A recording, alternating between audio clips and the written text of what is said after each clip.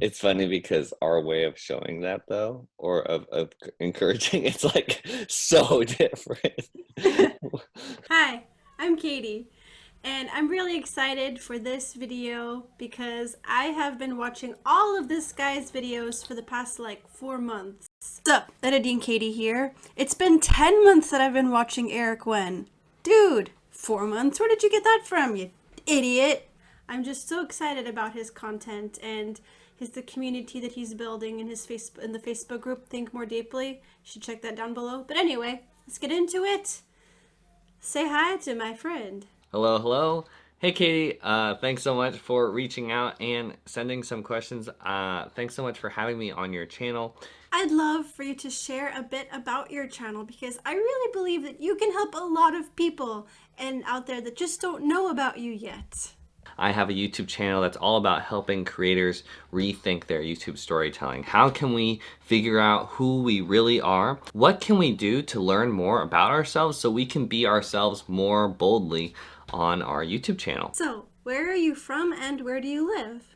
I live in California, sort of Bay Area, near the San Francisco Bay Area. Where are you from? You talking like Chinese, Taiwan, that type of stuff? No, I don't mean it like that. A lot of the people in my sphere of influence are expats, so where they grew up isn't where they currently live. So that's why I asked that question. But it's always cool to hear about people's backgrounds. I've grown up here in California for basically my entire life. No, actually, my entire life. I would love to hear you just tell me a little bit about yourself. You're such an enigma to me, ericwen. Where should we start? In high school and most of college, I was totally on the pre-med path because I've always been pretty good at school. I've always been like math and science, that sort of stuff has always come naturally to me. So I've just assumed basically that I would be on that doctor path because I was good at it.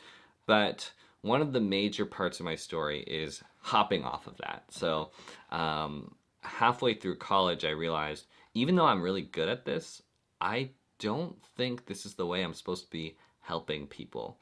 I don't think this is the way I'm most inspired to, like, I don't, like, all the people around me are, like, so passionate about dedicating the next 10 years to school and, serving the world this way. And for me, I just felt like a faker. I felt like an imposter. And so, um, I had to do some reckoning, some like existential crisis sorting to realize that actually what my mind kept jumping to, what I was always so passionate about that whole entire time was making videos. I was always thinking of new ways to make videos, make more videos, make better videos. But I had been in complete denial that that could be a job. And so halfway through college, I took a bunch of risks to make my dreams come true to do video full time. Now I do video full time, and now I'm taking some more risks to pursue YouTube, to pursue content creation, to pursue influence that's much bigger than just a business, much bigger than just um, even how to grow on YouTube videos. I'm so passionate about making self-awareness practical and fun and relatable. And somehow YouTube's let me do that. And I am obsessed with trying to figure out how to do that. So, what is your ambition leading up to? What's your dream? Okay, I've put a lot of thought into this, but I haven't actually even talked about this on my own YouTube channel. So you're getting the inside scoop right now. Um, I I want to make self-awareness and learning about yourself, your personality. I want to make self-awareness practical. I want to make it fun. I want to make it entertaining. I want to make it mainstream. And like the way that what Matt D'Avella did with minimalism, I want to do that with personality, with self-awareness. Right now when people bring up self-awareness, they think of something really hippie, like find yourself stuff, but I want to make content that makes people go, wait, I can actually do that now. I can actually have fun doing that now. Oh my gosh, this could help me with my relationships, the way I express myself, the way I communicate so much right now. Right now, everyone thinks you learn more about yourself just by living, just by waiting around and getting old. No, I want to make it where people go, whoa, every single week I can practice learning more about myself, seeing myself in a new way. It's almost like a sport, it's almost like a game that you can become a great athlete at. My goal with my creative pursuits, my goal with my channel, with a lot of stuff that hasn't even been shown at all yet, is basically to make self-awareness, learning more about yourself, learning about your personality, what you really bring to the table. I want to make that cool. I want to make that fun. I want to make that entertaining, and I want to make that very like action-oriented today type of stuff. That is really cool. I've thought for a long time that your channel carried so much more weight than just for the small YouTuber, because I feel like so many of these concepts really could benefit everyone. What is your dream, like practically? I see the concept, but what's like how do you want to see it like come about? What is the scale of this thing? In terms of scale, like what I meant is like I want this to be changing people's perspective on a society level, like on a millions and millions of people level. So that is going to take obviously a long time to happen, but I'm working on it. I'm having fun with it. You know, if I want to get great at something, got to practice. So that's what I'm doing right now. In one of your recent videos about really finding little details of our lives and of our experiences that make up who we are, you dropped this little hint that you were a salsa dancer, and I want to know more about this. So, yes, tell me about the salsa dancing. It's so fun. No, salsa dancing is the best because it's the same exact thing with the video editing, where there's a couple things I like about salsa dancing. Salsa dancing is something that no one would expect me to be able to do, so I like that sort of surprise factor.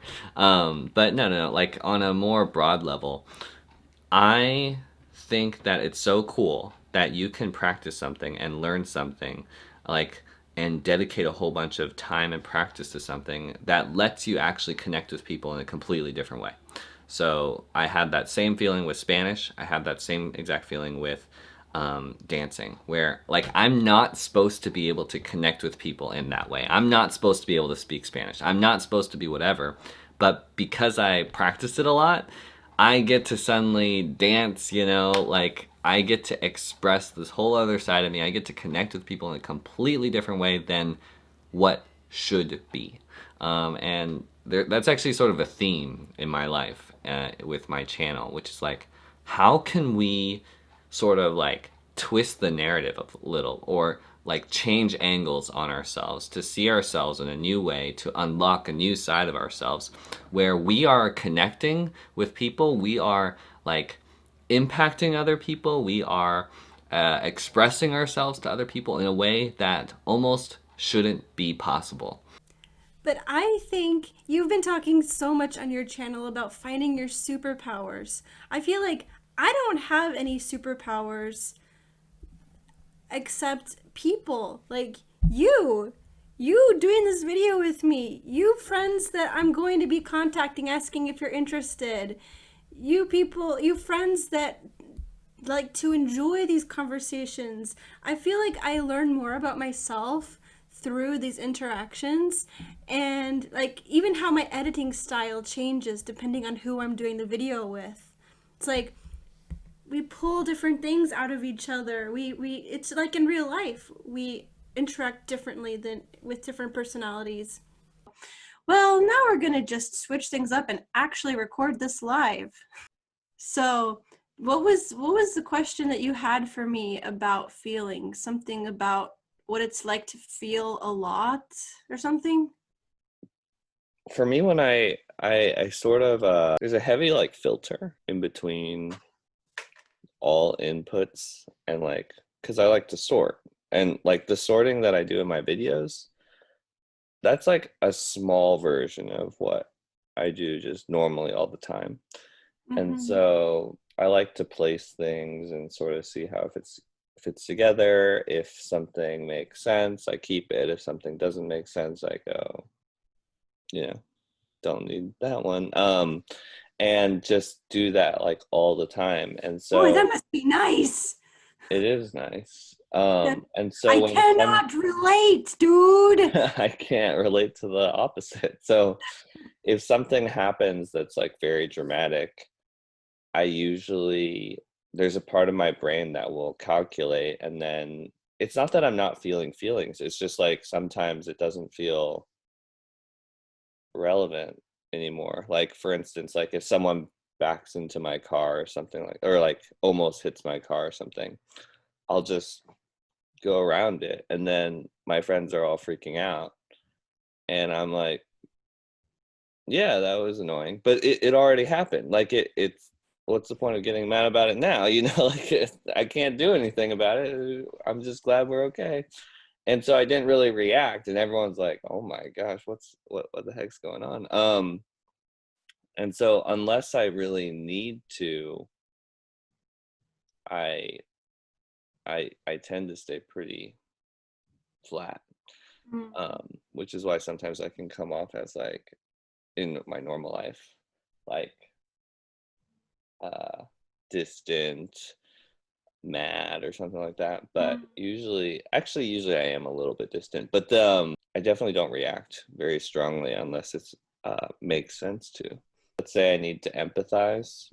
um I am empathizing, but I don't know how to show them that I'm like fully empathizing, so I have to think Mm. of like strategic ways to do, like, because I'm not gonna emote quite the same as someone would Right. expect. So I have to just be like, oh, that reminds me of how, like, this is how I felt in that situation, like sort of do a talking version.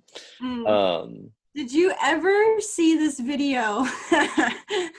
There's this lady, she's like, it's just life's been really hard and I have headaches all the time. You can't see her. And you see the husband or whatever, boyfriend, whatever's face is like, ah.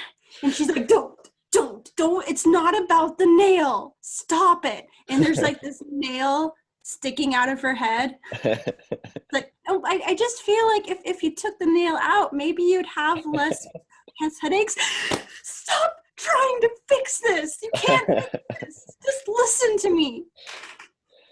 there's a part of me that sometimes relates to stuff like that. Yeah. But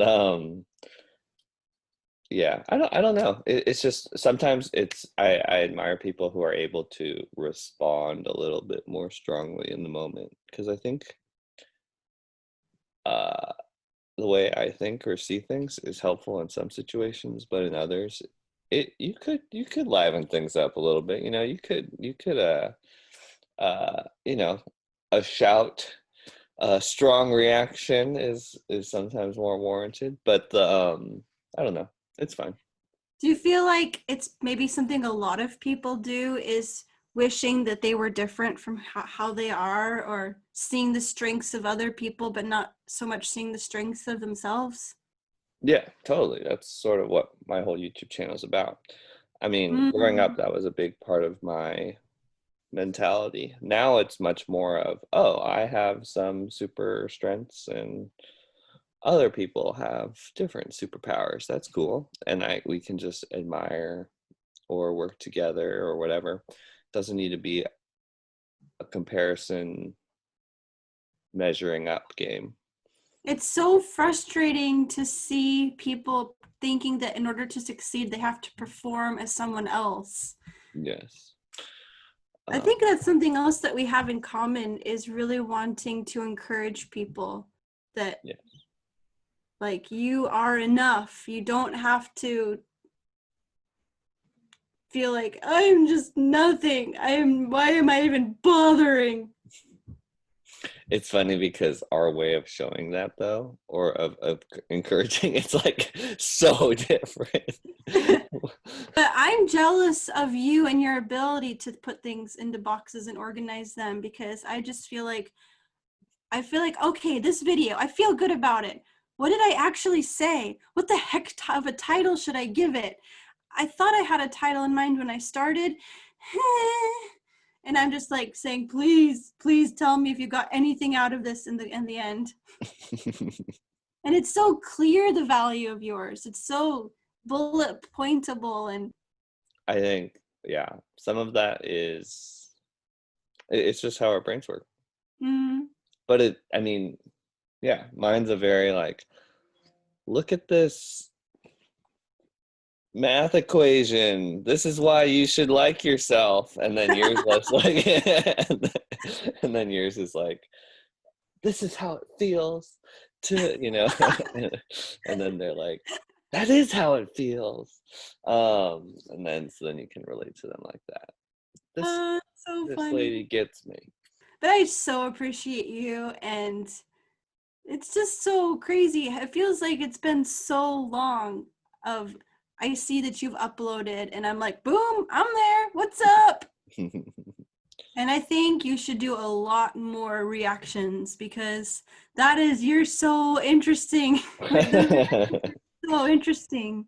Yeah, they're pretty weird reactions. Especially people that push you out of your comfort zone. It's just hilarious. It's like content that I would watch just like, oh, I could watch the stuff that I'm actually going to learn from, but I would rather watch this funny interview. You just want to see me get uncomfortable. Yeah, that makes sense. It takes a lot of time to figure out what your voice is and figure out what style matches your thing. And then also the difference between personal expression versus like trying to make an impact very strongly dictates how niche or specific you need to be. So I think you've found the right ratio for yourself. Yes. And it's really been like, you make a video, it basically like inspires my next video. Like, okay, I'm gonna make this to try to figure this out and wrestle with this That's concept. fun. I'm really happy to hear that. I very much see the self-discovery process, whether it's with YouTube or outside of YouTube, as like a game or like a sport. It feels like a sport to me, that you just practice a little bit every day. It's very much not, I don't like the idea that you have to like get old to figure out who you are or get traumatic life experiences to figure out who you are. It's like, why can't you start thinking about that now? Like, people need to stop thinking about this kind of thing as like salad. Like, I work at a restaurant. People will fill up their plates with salad and then take like 2 bites of it, and then I'll just throw the rest away. And it's like they like the idea of it. So self-help channels will have so many more subscribers than views because people are like, I'll watch that someday. Yeah, and they never do because they want to watch something fun and entertaining. exactly. Right. And so that's why I want to, as the channel goes forward, make more content that has the same goals but is packaged in a more fun way. Because if I can't make it fun, then I feel like I'm not doing the job properly. What's like a pet peeve of yours about small YouTubers? The main pet peeve is the idea, like trying to crack a formula or a path for how to succeed. Like how long before I get monetized, how long before I get 1,000 subscribers, how long. And it's because people are used to a normal roadmap of how jobs and stuff works. That's not how YouTube is. YouTube is actually not random at all. It's just extremely hard. It's very much, it's a lot more like a startup. So like most startups don't work very well if you don't know what you're selling, why you're making it, if you even like making it. I'm gonna make a company and I'm gonna sell tacos even though I've never eaten a taco before. Yeah, or like, yeah, I expect to make, this much money in my first 6 months doing tacos because this person did that. when I've never made a taco in my life. It's like that doesn't make any sense. So the any of the should statements are just you just should throw them out the window. They're not. Yeah, you can't predict. No, that's not true. I don't know how to explain this, but Well, for me, if I can there's slide no in here. predictable markers of when Mhm. things happen. And honestly, if you're asking that question, you're basically completely screwed. So, because Oh, snap! because the people who, like, for instance, I know what I'm doing will eventually work, Mhm. but I don't know the exact dates, but I know that it will work because, you know, Mhm. Maybe 3 weeks from now, maybe 2 years from now. right. But I know that if you put this into the system, this will eventually come out, especially as I Mhm. keep refining the edge and figuring out more of my strengths and making it more fun and working in this direction. Yeah, I'm a little frustrated, So but for me, that's fine. it's like when people are completely polished, they're really new YouTubers. You don't know what value they give. They do all the right things. The spiel, like this channel, subscribe, don't forget to hit that bell. But you have no idea why you should ever do. Yeah, and there's no like there's inspiration, but it feels empty because there's no vulnerability behind it. There's Oh, no that's a this good is what point. I've learned, this is how I got here. It's just like platitudes and the perfectly centered or even like badly centered like blank wall. Yeah. And No, it just like totally. ah! Well, that's why one of the main things I talk about on my channel, which I don't think any of the other grow on YouTube channels talk about, is how powerful discovery, curiosity, and wonder plays into how much your YouTube channel grows. And Like you could, vulnerability. yeah, exactly. Well, that it's a part of vulnerability for people. It's a way of saying vulnerability to people who think vulnerability means crying. Um, Doesn't so though. yeah, I mean, vulnerability really is the thing. It's like show that you're not the expert, show that you're still figuring things out, show that you're still curious, you know? Mm. Um, but I've noticed that there's channels that are really good or that have a great connection with their viewers. But if there isn't that discovery, curiosity, wonder element in their content, even they plateau. To grow on YouTube, you really have to know YouTube. And in order to grow on YouTube, you have to know other YouTubers. Like, there's no way that you can learn the how the space works or how your job works, right? If you don't know any of your coworkers, if you don't know what building you're in, right? You can't be completely clueless about what's going on in your building if you're trying to create something special for yourself. So a lot of And not treating why, people like competition, but like coworkers. yeah, exactly. So a lot of why YouTube takes a long time is because people create it sort of like or use YouTube sort of like a dumping ground.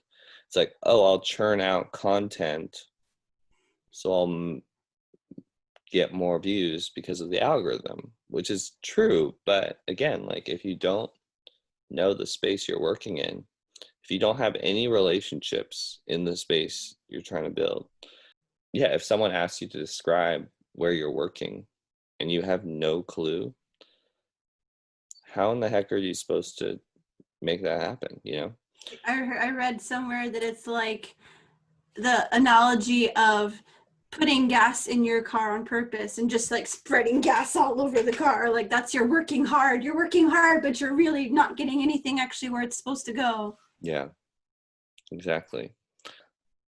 If I were to share one thing, it would to smaller YouTubers, it would be to reorient their perspective about, hey, the exciting part about YouTube is not actually the views and the money and the growth. Like, that's a cool extra thing. But the most powerful thing about having a YouTube channel is what it teaches you about yourself, about what strengths you have, what impact you can have in this world, what friends you have in unexpected places. That's the most exciting part. And that's also the foundation for how you start doing the other stuff. Yeah, like that's what helped me to stop obsessing over numbers, because of course you're going to obsess over these things in the beginning if it's all that you can see, it's all you can judge by. But when I started to get really meaningful comments from people that like thanking me for sharing my heart and them sharing their own, I was like, okay, I get it now. That's success. Right, Success exactly. is those comments, those connections. Yeah. Or, So yeah, and then for me, there were certain, I think it was the first 6 months or so making videos. And suddenly I was reworking some insecurities I had had literally my entire life. And they were suddenly like losing their strength, like sort of fracturing and breaking apart and ooh. being worked through. And that was only within 6 months of doing YouTube. And those were insecurities that had freaked me out for my entire life. So, Mm. yeah, being able to write a new version of yourself is incredibly, like, that's pretty amazing and a lot cooler than just views, numbers, And it got subscribers. frozen. Yeah. So good to talk to you. Yeah. Thanks for making the time and, you know, being a friend and supporting. Talk to you Until later. next time. Peace. Peace, peace. Thanks for having me, Katie. Thanks so much for listening. You are one of my like biggest supporters and advocates. You're always like spreading the word about the YouTube channel and different things that it's made you think about and all that sort of stuff. And so I really, really appreciate it. You are for sure one of the, like, it's so cool that through the internet, literally completely on the other side of the globe, we have been able to connect and like, yeah, become friends. You're awesome. Thanks so much. Peace. Bye. Anyways, thanks so much, Katie, for having me. I hope this isn't too long.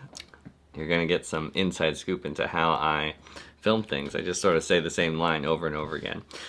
If you can record yourself reacting to the question, okay, I will show my genuine reaction to each of the questions. I didn't say that perfectly, but you are so like authentic and good at leave it as it is. I leave a lot more of my flubs and pauses so that the whole thing feels more like a real conversation. Of course you do.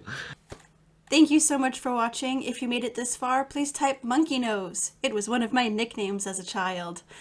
Hugs and nostrils of death.